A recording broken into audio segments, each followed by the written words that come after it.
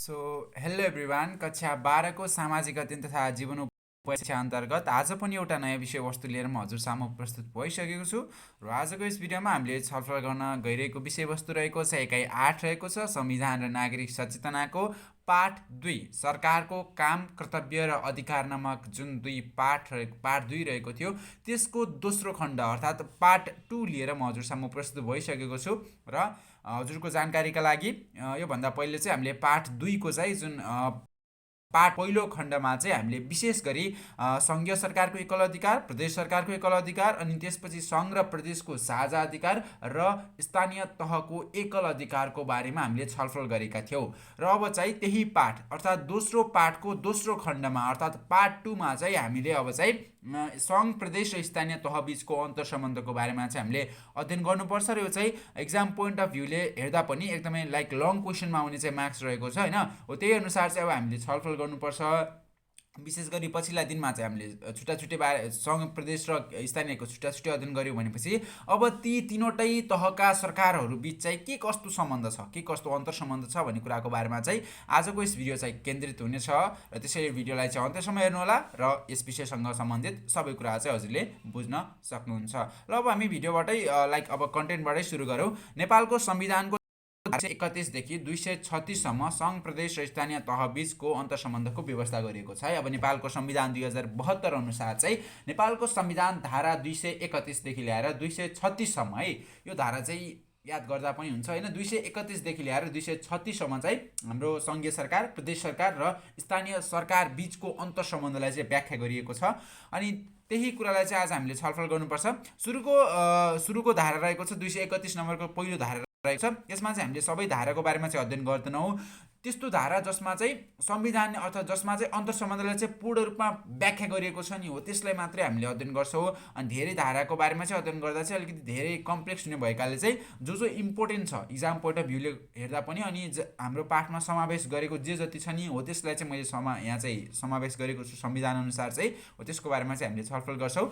सङ्घ र प्रदेश बिचको व्यवस्थापिकीय अन्तर सम्बन्ध भनिएको छ। व्यवस्थापिकीय अन्तर सम्बन्ध भन्नाले चाहिँ हाम्रो सभाहरू हुन्छन् नि, प्रतिनिधि सभा, राष्ट्रिय सभा हाम्रो सङ्घीय सरकारमा हुन्छन् भनेपछि प्रदेश सभा चाहिँ हरेक प्रदेश गर्छन् जसलाई चाहिँ हामीले प्रदेश व्यवस्थापिका भन्छौँ अनि अर्कोलाई चाहिँ हामीले सङ्घीय व्यवस्थापिका भनेर बुझ्ने गर्छौँ। र अब ती दुईवटा व्यवस्थापिका बिच चाहिँ के कस्तो अन्तर सम्बन्ध छ भन्ने कुरालाई चाहिँ हामीले अध्ययन गर्नुपर्छ।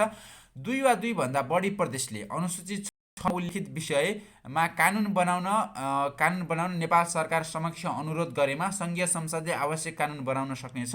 त्यस्तो कानुन सम्बन्धित प्रदेशको हकमा मात्र लागू हुनेछ है। अब सुरुमा त हामीले के बुझ्यौँ भनेपछि यहाँ कानुन बनाउने कुरा आएको छ सारमा हेर्दाखेरि चाहिँ, अनि कानुन बनाउने काम चाहिँ कसको हुन्छ भनेपछि व्यवस्थापिकाको चाहिँ कानुन बनाउने काम हुन्छ है। यो चाहिँ बुझ्नु होला, व्यवस्थापिकाले चाहिँ कानुन बनाउने काम गर्दछ हो। त्यही भएर चाहिँ अब 2 वा 2 भन्दा बढी प्रदेशले चाहिँ अनुसूचित 6, अब अनुसूचित 6मा चाहिँ के कुरो उल्लेख गरिएको छ त्यसलाई याद गरौँ। अनुसूचित 5मा चाहिँ सङ्घीय सरकारको एकल अधिकार, अनुसूचित 6मा चाहिँ प्रदेश सरकारको एकल अधिकारको बारेमा चाहिँ उल्लेख गरेको छ है। प्रदेश सरकारले चाहिँ के काममा अथवा के क्षेत्रमा चाहिँ आफ्नो अधिकार जमाउन सक्छ, आफ्नो काम कर्तव्य के क्षेत्रमा चाहिँ गर्न सक्छ भन्ने कुरालाई चाहिँ अनुसूचित 6 हो। त्यही अनुसूचित 6मा उल्लेखित विषयमा चाहिँ अब ती विभिन्न विषयहरू छन्। त्यसमा चाहिँ अब कुनै प्रदेशले चाहिँ कानुन बनाउन चाहिँ नेपाल सरकारसँग अनुरोध गरेमा अब 2 वा 2 भन्दा बढीले चाहिँ जस्तै एउटा विषय हुन्छ प्रदेश मन्त्री परिषद भनेर चाहिँ एउटा विषय राखिएको छ है अनुच्छेद 6मा चाहिँ। अब अनुच्छेद 6 अनुसार चाहिँ प्रदेश मन्त्री परिषदसँग चाहिँ कुनै 2 वा 2 भन्दा प्रदेशहरूले चाहिँ अब त्यो व्यवस्थालाई चाहिँ परिवर्तन गरेर चाहिँ नयाँ कानुन लिनु पर्यो भनेर चाहिँ त्यस्तो प्रस्ताव चाहिँ सङ्घीय सरकार समक्ष राखेपछि सङ्घीय संसदले अर्थात् जुन हाम्रो केन्द्रको सरकार हुन्छ, सरकार नै केन्द्रको संसद भन्नाले व्यवस्थापिका जुन प्रतिनिधि सभा, राष्ट्रिय सभा हुने गर्छ हो, त्यसले चाहिँ आवश्यक कानुन चाहिँ बनाउन सक्छ। अब त्यो चाहिँ सङ्घीय सरकारको अर्थात् सरकारमा चाहिँ भर पर्ने गर्छ कस्तो किसिमको माग रहेको छ, के त्यो कानुनको सान्दर्भिकता छ होइन, त्यो जुन कानुन बनाउन लागेको छ त्यसको उपयोगिता छ कि छैन भन्ने कुरालाई चाहिँ अनुगमन गरेर चाहिँ सङ्घीय संसदले चाहिँ आवश्यक कानुन चाहिँ बनाउन सक्छ अनि त्यस्तो कानुन चाहिँ सम्बन्धित प्रदेशको हकमा मात्र लागू हुनेछ है। भनेपछि त्यो त्यो जुन कानुन बनाउँछ त्यो चाहिँ जो प्रदेशले चाहिँ प्रस्ताव राखेको हो त्यही प्रदेशको हकमा मात्र लागू हुनेछ भन्ने चाहिँ त्यस्तो किसिमको व्यवस्थापकीय अन्तर्सम्बन्धलाई चाहिँ धारा 231 चाहिँ उल्लेख गरिएको छ है। भनेपछि योबाट चाहिँ हामीले के बुझ्न सक्छौँ भनेपछि सङ्घ र प्रदेशबिच चाहिँ सम्बन्ध रहेको छ है। सङ्घ र प्रदेशबिच चाहिँ अन्तर्सम्बन्ध रहेको छ। कानुन निर्माणको प्रक्रियामा चाहिँ दुईवटा यी निकायहरूको बिचमा दुईवटा तह सरकारका तहको बिचमा चाहिँ अन्तर्सम्बन्ध छ भनेर चाहिँ हामीले बुझ्न सक्छौँ। त्यसै गरी 232को धारामा चाहिँ सङ्घ प्रदेश र स्थानीय तहको बिचको सम्बन्धलाई चाहिँ अलिक धेरै अलिकति लामो तरिकामा चाहिँ व्याख्या गरिएको छ। यसमा चाहिँ जस्तै यसमा चाहिँ दुईवटा सङ्घ र प्रदेशको बिचको अन्तर्सम्बन्ध मात्र थियो भनेपछि यसमा चाहिँ सङ्घ प्रदेश र स्थानीय तह बिचको अन्तर्सम्बन्धलाई चाहिँ यहाँ उल्लेख गरिएको छ। यसमा चाहिँ 4वटा बुदाहरू रहेका छन्। विशेष गरी 4वटा भन्दा पनि धेरै बुदाहरू रहेका छन्, तर मैले चाहिँ यहाँ 4वटा इम्पोर्टेन्ट बुदाहरूलाई मात्र यहाँ लिएको छु। जस्तै पहिलो नम्बरको बुदा रहेको छ सङ्घ प्रदेश र स्थानीय तह बिचको सम्बन्ध सहकारिता सहअस्तित्व र समन्वयको सिद्धान्तमा चाहिँ आधारित हुनेछ भनिएको छ है। भनेपछि जुन हाम्रो सङ्घ प्रदेश र स्थानीय तहको सम्बन्ध हुन्छ नि त्यो सम्बन्धको आधार के हो? त्यो आधार जस्तै हामी कुनै रिलेसनसिपमा छौँ लाइक हाम्रो फ्यामिलीसँग रिलेसनसिपमा छौँ भनेपछि एउटा आधार हुन्छ कि हामी चाहिँ सबैसँग मिलेर चाहिँ बस्नुपर्छ, सहकार्य चाहिँ गर्नुपर्छ भनेर त्यस्तो किसिमको आधारमा चाहिँ एउटा रिलेसनसिपको जग अथवा आधार चाहिँ त्यसरी अडिएको हुन्छ। त्यसै गरी सङ्घ प्रदेश र स्थानीय तह बिचको सम्बन्ध चाहिँ कसरी अडिएको हुन्छ भनेपछि सहकारिता हुनु पर्यो, अर्थात् तिनै तहका सरकारले एकअर्कासँग सहकार्य गर्नु पर्यो, सहअस्तित्व हुनु पर्यो, अर्थात् एउटा सरकारले चाहिँ अर्को सरकारको अस्तित्वको निम्ति प्रयास गर्नु पर्यो। यो होइन कि जस्तै केन्द्र सरकार छ त म सबैभन्दा ठुलो हो, मैले प्रदेश सरकारले जे गरे पनि हुन्छ, स्थानीय सरकारले जे गरे पनि हुन्छ, उनीहरूलाई दबाउन पाउँछु भन्ने त्यस्तो किसिमको सोच नभएर सहअस्तित्वको भावना चाहिँ हुनु पर्यो। क्या सहअस्तित्व भन्नाले चाहिँ सबैको अस्तित्वलाई चाहिँ हामी सबै मिलेर चाहिँ काम गर्नुपर्छ, सबैले चाहिँ जीवित राख्नुपर्छ भन्ने त्यस्तो किसिमको भावना हुनु पर्यो। अनि समन्वय भन्नाले चाहिँ आवश्यक परेको ठाउँमा कसै लाइक एउटा लेभलले हेल्प गर्ने हुनसक्छ होइन, अब कुनै द्वन्द्वको अवस्था सिर्जना हुनसक्छ, त्यसमा चाहिँ अब एकअर्काले चाहिँ समन्वय गर्ने क्या मेलमिलाप गर्ने त्यस्तो किसिमको क्रियाकलापहरू चाहिँ समन्वय अन्तर्गत चाहिँ पर्ने गर्छन्। र यसरी चाहिँ सहकारिता सहअस्तित्व र समन्वयको सिद्धान्तमा चाहिँ यी तीनवटा तहको सरकारको सम्बन्धको जग चाहिँ अडिएको हुन्छ। त्यसै गरी दोस्रो नम्बरको बुदा रहेको छ नेपाल सरकारले राष्ट्रिय महत्त्वका विषयमा र प्रदेशहरूको बिच समन्वय गर्नुपर्ने विषयमा प्रदेश मन्त्री परिषदलाई यो संविधान र सङ्घीय कानुन बमोजिम आवश्यक निर्देशन दिन सक्छ र त्यस्तो निर्देशनको पालना गर्नु सम्बन्धित प्रदेश मन्त्री परिषदको कर्तव्य हुनेछ भनेर चाहिँ भनिएको छ। अब यसमा चाहिँ के भनिएको छ भनेपछि जस्तै राष्ट्रिय महत्त्वका विषयहरू हुन सक्छन्, विभिन्न राष्ट्रिय महत्त्वका विषय छन् हो, त्यसमा अथवा प्रदेशहरूबिच समन्वय अर्थात् प्रदेशहरूबिच चाहिँ रिलेसनसिप राम्रो को निम्ति चाहिँ सङ्घीय सरकार अर्थात् सङ्घीय सरकारले चाहिँ बिच समन्वय गर्नुपर्ने विषयमा मन्त्री परिषदलाई नेपाल सरकारले भनेको छ। नेपाल सरकार भनेपछि केन्द्रको सरकारले चाहिँ मन्त्री परिषदलाई चाहिँ यो संविधान अर्थात् जुन नेपालको 2072 सालको संविधान छ त्यो अनुसार र सङ्घीय कानुन बमोजिम चाहिँ आवश्यक निर्देशन चाहिँ दिन सक्छ है। भनेपछि केन्द्रको सरकारले चाहिँ प्रदेश सरकारलाई चाहिँ तिमीहरूले चाहिँ यस्तो काम गर्नुपर्छ जसले गर्दा जुन हाम्रो राष्ट्रिय महत्त्वका विषयहरू छन् त्यसलाई पनि राम्रो हुनसक्छ अनि प्रदेशहरू बिच पनि सुमधुर सम्बन्ध कायम गर्नका निम्ति तिमीहरूले चाहिँ यस्तो काम गर्नुपर्छ भनेर चाहिँ केन्द्रको सरकारले चाहिँ निर्देशन दिन सक्छ। अनि त्यो निर्देशन पालना गर्नु चाहिँ प्रदेश सरकारको चाहिँ अनिवार्य भूमिका रहने गर्छ, कर्तव्य चाहिँ रहने गर्छ है। अब त्यस्तो निर्देशनको पालना गर्नु सम्बन्धित प्रदेश मन्त्री परिषदको चाहिँ कर्तव्य हुनेछ। त्यसै गरी तेस्रो नम्बरको बुदा रहेको छ है कुनै प्रदेशमा नेपालको सार्वभौमसत्ता भौगोलिक अखण्डता राष्ट्रियता वा स्वाधीनतामा गम्भीर असर पार्ने किसिमको कार्य भएमा राष्ट्रपतिले त्यस्तो प्रदेश मन्त्री परिषद वा प्रदेश सभालाई चाहिँ बढीमा 6 महिनासम्म निलम्बन वा विघटन गर्न सक्नुहुनेछ भनिएको छ है। अब यस्तै चाहिँ प्रदेश र सङ्घको यहाँ चाहिँ कुरा गरिएको छ। जस्तै यसमा चाहिँ के भनेको छ चाहिँ कुनै प्रदेशमा चाहिँ जस्तै नेपालको सार्वभौमसत्ता अनि त्यसपछि भौगोलिक अखण्डता राष्ट्रिय तथा स्वाधीनतामाथि कुनै पनि गम्भीर असर पार्ने क्रियाकलाप भयो होइन, जसले गर्दा चाहिँ समग्र देशमा चाहिँ एउटा नेगेटिभ इम्प्याक्ट पार्न जाने त्यस्तो किसिमको क्रियाकलाप भयो भनेपछि त्यस्तो क्रियाकलाप भएको खण्डमा चाहिँ राष्ट्रपतिले अर्थात् राष्ट्रपतिले चाहिँ त्यस्तो प्रदेश मन्त्री परिषद पनि हुनसक्छ अर्थात् प्रदेश सभालाई नै बढीमा चाहिँ 6 महिनासम्म निलम्बन अथवा विघटन चाहिँ गर्न सक्नुहुन्छ। यो पनि सङ्घ र प्रदेशको यो चाहिँ अन्तर्सम्बन्धलाई देखाइएको छ। अनि अर्को चाहिँ के रहेको छ भनेपछि नेपाल सरकारले आफै वा प्रदेश सरकार मार्फत गाउँ नगर कार्यपालिकालाई यो संविधान र सङ्घीय कानुन बमोजिम आवश्यक सहयोग गर्न र निर्देशन दिन सक्नेछ। त्यस्तो निर्देशनको पालना गर्नु गाउँ नगर कार्यपालिकाको अधिकार हुनेछ भनेको छ। अब यसमा चाहिँ सङ्घ प्रदेश र स्थानीय तहको सम्बन्धलाई बढी उजागर गरिएको छ। जस्तै नेपाल सरकारले आफै पनि काम गर्न सक्छ अथवा प्रदेश सरकारहरू मार्फत चाहिँ सम्बन्धित प्रदेशमा रहेका गाउँ अथवा नगर कार्यपालिकालाई चाहिँ जुन नेपालको संविधान छ त्यो अनुसार र सङ्घीय कानुन बमोजिम है अब के कस्तो कानुनमा उल्लेखित भए अनुसार चाहिँ केन्द्रको सरकारले चाहिँ स्थानीय सरकारलाई आवश्यक सहयोग गर्न सक्छ र के कसरी काम गर्ने भन्ने कुरामा पनि निर्देशन चाहिँ दिन सक्छ। अनि यस्तो निर्देशन पालना गर्नु चाहिँ उक्त गाउँ अथवा नगर कार्यपालिकाको कर्तव्य हुनेछ भनेर चाहिँ यसरी सङ्घ प्रदेश र स्थानीय तह बिचको सम्बन्धलाई धारा 232 चाहिँ यसरी उल्लेख गरिएको छ। त्यसैको छोटकरी रूपलाई चाहिँ मैले यहाँ प्रस्तुत गरेको छु। र अब यसपछि हामी अब नेक्स्ट पेजतर्फ अघि बढ्छौँ र नेक्स्ट पेजमा चाहिँ नेक्स्ट पेज यही नै रहेको छ। नेक्स्ट पेजमा चाहिँ हामीले अब त्यसपछि सङ्घ प्रदेश र स्थानीय तह बिचको समन्वयको बारेमा 235 चाहिँ अध्ययन गर्नुपर्छ। धारा 235लाई चाहिँ मैले उल्लेख गरेको छु। विशेष गरी धारा 200 हामीले चाहिँ धारा 232मा यो कुरा अध्ययन गऱ्यौँ। धारा 233मा चाहिँ हामीले प्रदेश बिचको सम्बन्धको बारेमा उल्लेख गरेको छ। त्यसको बारेमा चाहिँ प्रदेश मात्र भएको कारणले गर्दा चाहिँ मैले उल्लेख गरेन। त्यसै गरी 234मा नि अन्तर प्रदेश परिषदको बारेमा कुरा गरेको छ। त्यो पनि प्रदेश मात्र भयो, त्यसले सङ्घ र स्थानीय तहलाई नछोएको कारणले गर्दा मैले यहाँ छलफल गरेन। त्यसपछि धारा 235मा चाहिँ सङ्घ प्रदेश र स्थानीय तह बिचको समन्वयको बारेमा चाहिँ यहाँ चाहिँ उल्लेख गरिएको थियो। अब त्यही कुरालाई चाहिँ हामीले अध्ययन गर्छौँ। प्रदेश गाउँपालिका वा नगरपालिका बिच समन्वय कायम गर्न वा कुनै राजनीतिक विपद उत्पन्न भएमा प्रदेश सभाले सम्बन्धित गाउँपालिका नगरपालिका र जिल्ला समन्वय समितिसँग समन्वय गरी त्यस्तो विवादको समाधान गर्न सक्नेछ भनिएको छ। है अब जस्तै एउटा प्रदेश र गाउँपालिका अथवा प्रदेश सरकार र गाउँपालिका अथवा नगर कार्यपालिकाभित्र चाहिँ कुनै समस्या आइदियो होइन, कुनै विवाद आइदियो भनेपछि त्यो राजनीतिक विवाद उत्पन्न भएको अवस्थामा त्यो विवादलाई चाहिँ हटाउनको निम्ति चाहिँ प्रदेश सभाले चाहिँ सम्बन्धित गाउँपालिका नगरपालिका अथवा जिल्ला समन्वय समितिसँग चाहिँ समन्वय गरेर चाहिँ उसले चाहिँ त्यस्तो विवादलाई चाहिँ हटाउन सक्छ। र यसरी चाहिँ सङ्घ प्रदेश र स्थानीय तह बिचको समन्वय यसरी हुन्छ भनेर चाहिँ धारा 235मा चाहिँ उल्लेख गरेको छ। र यसले पनि सङ्घ प्रदेश र स्थानीय तह बिच अन्तर्सम्बन्ध छ भन्ने कुरालाई चाहिँ स्पष्ट पारेको छ। यो चाहिँ संवैधानिक भाषा थियो। यो अहिले जुन हामीले यो अध्ययन गऱ्यौँ नि, यो चाहिँ संवैधानिक भाषा थियो। विशेष गरी संविधानको धारामा उल्लेख गरिएका कुराहरूलाई चाहिँ मैले हुबहु सारेको थिएँ, छोटकरीको रूपमा चाहिँ सारेको थिएँ। यसरी पनि हामीले अन्तर्सम्बन्ध बुझ्न सक्छौँ। अब चाहिँ हामीले जुन हाम्रो सामान्य भाषा हुन्छ नि, हो सामान्य भाषा अनुसार नै के कसरी अन्तर्सम्बन्ध छ भन्ने कुरालाई चाहिँ अरू व्यवस्था मार्फत पनि सामान्य भाषामा है त्यसलाई चाहिँ मैले प्रस्तुत गरेको छु।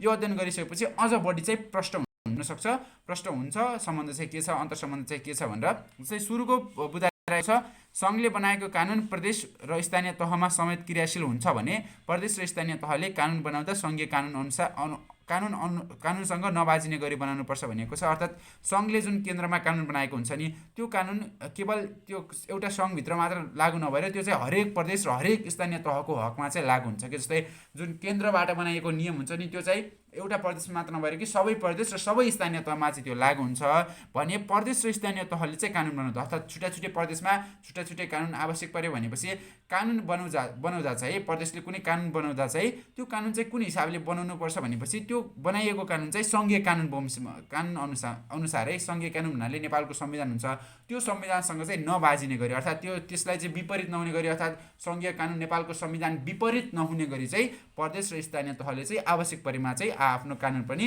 बनाउन सक्दछन् भन्ने कुरा उल्लेख गरिएको छ। यसले पनि अन्तर्सम्बन्धलाई चाहिँ अवश्य पुष्टि गरेको छ है। जसरी सङ्घ र प्रदेश र स्थानीय तह, त्यसै गरी प्रदेश र स्थानीय तहले सङ्घमा जुन आत्मनिर्भरता देखाएका छन् अथवा निर्भरता देखाएका छन् नि, हो त्यसले चाहिँ अन्तर्सम्बन्धलाई चाहिँ पुष्टि गरेको छ। त्यसै गरी ख नम्बरको बुझा रहेको छ, सङ्घले सङ्कलन गरेको राजस्व प्रदेश र स्थानीय तहलाई समेत न्यायोचित रूपमा वितरण गर्नुपर्ने व्यवस्था रहेको छ है। अर्थात् सङ्घले जुन सङ्कलन गरेको राजस्व हुन्छ, करहरू होइन, हो त्यो चाहिँ प्रदेश र स्थानीय तहलाई समेत है, सङ्घले मात्र नराखेर, सङ्घले आफ्नो विकासका परियोजनालाई मात्र नराखेर कि सङ्घले चाहिँ प्रदेश र स्थानीय तहलाई समेत न्यायोचित रूपमा चाहिँ वितरण गर्नुपर्ने व्यवस्था रहेको छ। र यसले गर्दा पनि सङ्घ र प्रदेश अथवा स्थानीय तह बिच रहेको अन्तर्सम्बन्धलाई पुष्टि गरेको पाइन्छ। त्यसै प्रदेश र स्थानीय तहले वैदेशिक सहायता लिनुपर्दा सङ्घीय सरकारको स्वीकृति लिनुपर्छ भनिएको छ। अर्थात् कुनै प्रदेश कुनै स्थानीय तहलाई वैदेशिक अनुदान वैदेशिक सहयोग मिल्न थाल्यो भनेपछि सर्वप्रथम चाहिँ त्यसका लागि चाहिँ सङ्घीय सरकारसँग चाहिँ उनीहरूले चाहिँ अनुमति अर्थात् स्वीकृति चाहिँ लिनु पर्दछ। यो पनि हाम्रो अन्तर्सम्बन्धलाई व्याख्या गरिरहेको छ के कसरी अन्तर्सम्बन्धित छन् भन्ने कुरालाई। त्यसै गरी प्रदेश लोकसेवा आयोग नबनेसम्म चाहिँ प्रदेश र स्थानीय तहमा सङ्घले नै कर्मचारीहरू उपलब्ध गराउने व्यवस्था गरेको छ। अर्थात् हरेक प्रदेशमा आफ्नो लोकसेवा आयोग नबन्दासम्म है, त्यो नभएसम्म चाहिँ प्रदेश र स्थानीय तहमा जुन आवश्यक कर्मचारी हुन्छन् त्यसलाई चाहिँ सङ्घले जुन अब केन्द्रको लोकसेवा आयोग छ नि, हो त्यस मार्फत चाहिँ कर्मचारीहरू उपलब्ध गराउने व्यवस्था रहेको छ। र यसले पनि के कसरी प्रदेश र स्थानीय तह चाहिँ के सङ्घीय सरकारसँग अन्तर्सम्बन्धित छन् भन्ने कुरालाई चाहिँ यसले पनि प्रश्न पारेको छ। त्यसै गरी प्रदेश र स्थानीय तहको निर्वाचन पनि सङ्घीय कानुन बमोजिम नै हुने गर्दछ र यसरी चाहिँ हामीले विभिन्न 5वटा बुझ्यो है। 5 नम्बरको क्वेसनको लागि लाइक 5 मार्क्सको क्वेसनको लागि अन्तर्सम्बन्धलाई पुष्टि गर्नु सङ्घ प्रदेश र स्थानीय तह बिचको सम्बन्धलाई पुष्टि गर्नुहोस् भनेर 5 मार्क्समा आयो भनेपछि यो कुरालाई चाहिँ हजुरले लेख्न सक्नुहुन्छ। यसरी 5 मार्क्सको लागि इनफ छ है। यदि 8 मार्क्सको लागि आयो भनेपछि हजुरले चाहिँ यी कुराहरूलाई पनि उल्लेख गर्नुपर्छ है। संविधानका व्यवस्थाहरूलाई पनि छोटकरीमा चाहिँ हजुरले उल्लेख गर्नुपर्छ ताकि लाइक 8 मार्क्सको लागि भनेपछि एकदमै धेरै लङ उत्तर लेख्नुपर्छ। त्यसले यी कुराहरूले पनि छोटकरीमा प्रस्तुत गर्नु होला। यो इम्पोर्टेन्ट छ। अनि त्यसपछि यो चाहिँ नछुटाउनु होला है। यो चाहिँ किन भनेपछि यो विशेष गरी यो धारा नै तीनवटै तहको सरकारको अन्तर्सम्बन्धको बारेमा छ। त्यसले यहाँ भएका कुरालाई चाहिँ नछुटाउनु होला। यसले नै यसले नै अन्तर्सम्बन्धमा चाहिँ प्रकाश पारेको छ। अनि त्यसै गरी अब यी 5वटा बुदाहरूले पनिहरूले समावेश गरेर यी 5वटा बुदा अनि त्यसपछि यी 4वटा बुदाहरू लेखिसकेपछि कुल 9वटा बुदाहरू बनाएर चाहिँ हजुरले आफ्नो लामो उत्तरलाई त्यसरी पनि लेख्न सक्नुहुन्छ। र लामो उत्तरको लागि पनि एकदमै धेरै महत्त्वपूर्ण प्रश्नको रूपमा चाहिँ मैले मान्छु यसलाई चाहिँ। र यसरी चाहिँ हामीले के थियो हाम्रो interrelationship among federal provincial and local government थियो, अर्थात् सङ्घ प्रदेश र स्थानीय तह बिचको अन्तर्सम्बन्धको बारेमा हामीले यसरी संवैधानिक व्यवस्थाहरू र अरू सामान्य व्यवस्थाहरू मार्फत हामीले छलफल गरेर पुष्टि गरिसक्यौँ। अब यसपछि हाम्रो यस पाठको है पाठ 2 को सरकारको काम कर्तव्य र अधिकारको पाठ 2 को अन्तिम विषयवस्तु रहेको छ। यो चाहिँ अन्तिम विषयवस्तु हो। सुरुदेखि हामीले सरकारका विभिन्न काम कर्तव्य र अधिकारको बारेमा अध्ययन गर्दै आइरहेका छौँ। अब चाहिँ हामी अन्तिम खण्ड अर्थात् अनुसूची 9 मा चाहिँ हामीले के अध्ययन गर्छौँ भनेपछि सङ्घ प्रदेश र स्थानीय तहको साझा अधिकार, अर्थात् सुरुमा चाहिँ हामीले सङ्घीय सरकारको एकल अधिकारको बारेमा अध्ययन गर्यौँ अनुसूची 5 मा। अनुसूची 6 मा चाहिँ हामीले प्रदेश सरकारको एकल अधिकार, अनुसूची 7 मा चाहिँ हामीले प्रदेश सरकार र सङ्घीय सरकारको साझा अधिकारको बारेमा अध्ययन गर्यौँ। अनुसूची 8 मा चाहिँ हामीले स्थानीय तहको एकल अधिकारको बारेमा अध्ययन गर्यौँ। 231 देखि लिएर धारा 236 सम्म चाहिँ सङ्घ प्रदेश हामीले अध्ययन गर्यौँ भनेपछि अब चाहिँ अन्तिम विषयवस्तु अनुसूची 9 मा रहेको सङ्घ प्रदेश र स्थानीय तहको साझा अधिकार, अर्थात् यो चाहिँ अन्तर्सम्बन्ध थियो भनेपछि यो चाहिँ साझा अधिकार रहेको छ। यो तीनवटै तहका सरकारहरूको अन्तर्सम्बन्ध छ भनेपछि यो चाहिँ तीनवटै तहका सरकारहरूको अधिकार अर्थात् कर्तव्यको काम कर्तव्यको क्षेत्रहरू चाहिँ यी रहेका छन् भनेर चाहिँ हामीले अनुसूची 7 मा चाहिँ अध्ययन गर्नुपर्छ। यसमा चाहिँ सुरु रहेको छ सहकारी रहेको छ। सहकारी भन्नाले सुन्नुभएको छ होला, सहकारी वित्तीय संस्था हो एउटा चाहिँ जसमा चाहिँ व्यक्तिहरू चाहिँ सहकार्य गर्छन् होइन। धेरैलाई के हुन्छ चाहिँ सहकारीमा चाहिँ सहकारीको एउटा इक्जाम्पल चाहिँ कसरी दिन सक्छ भनेपछि लाइक एउटा व्यक्ति यस्तो, एउटा व्यक्ति यस्तो, एउटा व्यक्ति यस्तो, एउटा व्यक्ति यस्तो हुनसक्छ होइन। अब मानौ के हुन्छ भनेपछि एउटा व्यक्तिसँग ल 500 छ होइन, अर्को व्यक्तिसँग 100, यस्तै थोरै 300 अनि त्यसपछि 200 अनि त्यसपछि ल मानौ 1000 रुपियाँ छ होइन, 1000 रुपियाँ यसरी छ भनेपछि अब यी व्यक्तिहरूले आफैले एक्लै केही गर्ने भनेपछि जस्तै व्यवसाय सञ्चालन गर्न सक्छु भनेपछि लाइक 500ले अलिकति थोरै नै हुन्छ होइन। यो चाहिँ यिनीहरूले गर्न सक्दैन। त्यसै गरी 200 को चाहिँ सम्भव नै हुँदैन, 100 को सम्भव हुँदैन होइन, 300 को सम्भव हुँदैन, 1000 को सम्भव होला, तर उसले चाहिँ आफूले चाहेअनुसारको चाहिँ नगर्न सक्छ होइन। अब त्यही भएर के हुन्छ चाहिँ यी विभिन्न व्यक्तिहरू जसमा चाहिँ पैसा हुन्छ, जसमा चाहिँ आर्थिक स्रोत चाहिँ छरिएको हुन्छ नि हो, ती व्यक्तिहरू चाहिँ अब एकीकृत हुन थाल्छन् होइन। एकीकृत भएर सहकार्य गर्न थाल्छन्, कुनै काम गर्न थाल्छन्। अनि यसमा चाहिँ उनीहरूले आफूसँग भएको सर्टेन एमाउन्ट अफ मनी चाहिँ सेभ गरिरहेको हुन्छन् के सहकारीमा चाहिँ भन्नाले बचत गरिरहेको हुन्छन्। अनि यसरी बचत गरेको रकम चाहिँ अब कुनै एउटा व्यक्तिलाई चाहिँ एकमुष्ट रूपमा चाहिँ प्रदान गर्ने गरिन्छ। ल मानौ यो व्यक्तिलाई 5000 प्रदान गरियो होइन। अब त्यसरी सहकारी मार्फत बचत भएको पैसा एउटा व्यक्तिलाई 5000 प्रदान गरियो भनेपछि यसले चाहिँ के गर्छ भनेपछि अब त्यो 5000 मार्फत चाहिँ आफ्नो व्यवसाय चाहिँ सञ्चालन गर्न सक्छ। अब आफ्नो व्यवसाय सञ्चालन गरेर उसलाई फाइदा हुन सक्छ। 5000 जुन लिएको थियो त्यसले यहाँ बुझाउन सक्छ, ब्याजसहित बुझाउन सक्छ। त्यो ब्याजको तरिका छ भनेपछि यदि छैन भनेपछि सामान्य 5000 बुझाउन सक्छ होइन। 5000 बुझाइसकेपछि अब त्यो अब अरू रकम पनि सङ्कलित हुन्छ, त्यो व्यक्तिलाई अर्को व्यक्तिले लग्न सक्छ।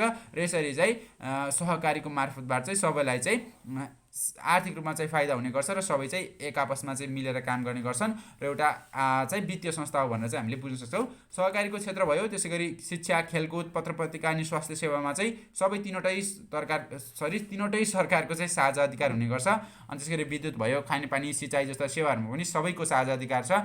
जुन सरकारले पनि हेर्न सक्छ। जस्तै विद्युतमा चाहिँ अब ठुला विकासका आयोजनाहरू छन् भनेपछि त्यहाँ केन्द्र सरकारले, सङ्घीय सरकारले हेर्ने भयो।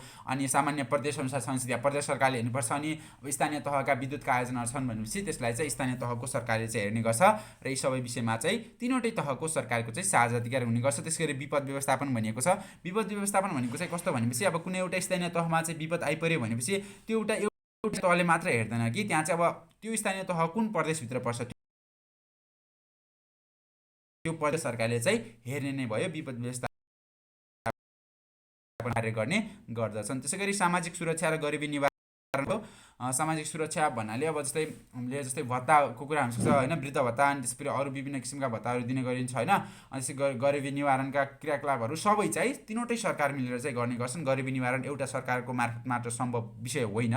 अनि त्यसै गरी प्राकृतिक स्रोतबाट प्राप्त रोयल्टी भनिएको छ, अर्थात् प्राकृतिक स्रोतबाट प्राप्त रोयल्टी भन्नाले चाहिँ जस्तै प्राकृतिक स्रोतबाट चाहिँ कुनै इन्कम हुन्छ नि, जस्तै टेन्डर भन्ने गर्छौँ। टेन्डर जस्तै एउटा व्यक्तिलाई चाहिँ प्राकृतिक स्रोतको उपयोग गरिसकेपछि अनि त्यसको मार्फत चाहिँ उसले चाहिँ सर्टेन एमाउन्ट अफ मनी होइन, कुनै रकम चाहिँ उक्त सरकार स्थानीय सरकारलाई चाहिँ बुझाउनु पर्ने हुन्छ र त्यसमा चाहिँ एउटा सरकार स्थानीय सरकारले मात्र प्रयोग नगरेर त्यसमा चाहिँ सबै तिनवटै तहका सरकारहरू चाहिँ हक रहने गर्छ तथा साझा अधिकार चाहिँ रहने गर्दछ। त्यसै गरी पुरातत्व, प्राचीन स्मारक र सङ्ग्रहालयको कुरा रहेको छ, अर्थात् जुन हाम्रो पुरानो समयका हिस्टोरिकल मोनुमेन्ट्सहरू हुन्छन् होइन, अनि स्मारक भयो, त्यसलाई चाहिँ राम्रोसँग व्यवस्थापन गर्न र तिनीहरूलाई चाहिँ संरक्षण गर्नका निम्ति सङ्ग्रहालयमा राख्नु चाहिँ तिनवटै तहका सरकारहरूको साझा अधिकारभित्र पर्ने विषयवस्तु रहेको छ। अनि सुकुम्बासी बस्ती व्यवस्थापन भनेको छ। सुकुम्बासी बस्ती व्यवस्थापन भनेको चाहिँ कस्तो भनेपछि सुकुम्बासी भन्नाले हजुरले बुझ्नु भएको छ होला, जस्तै धेरै गरिब हुने हुन्छ नि, जस्तो खान लाउन धौ भएको अवस्था के धौ भएका व्यक्तिहरू जो गरिबीको रेखाभन्दा पनि एकदमै धेरै तल पर्ने गर्छन् नि,